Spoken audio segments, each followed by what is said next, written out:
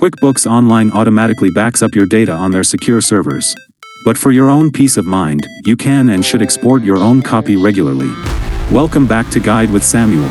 Go to Settings, Export Data.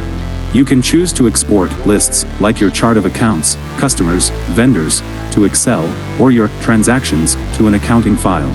QBO, that can be imported into other software. This process creates a snapshot you can save to your computer or a secure cloud drive. My crucial pro tip? Schedule a quarterly export.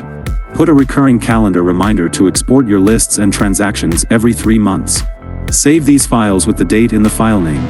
This gives you an independent, portable archive of your financial history. Hope for the best, Intuit servers, but prepare for the worst with your own backups. When was the last time you backed up your QuickBooks data? For more essential business safeguards, subscribe. Thanks for watching. I'm Samuel, and I'll see you in the next video.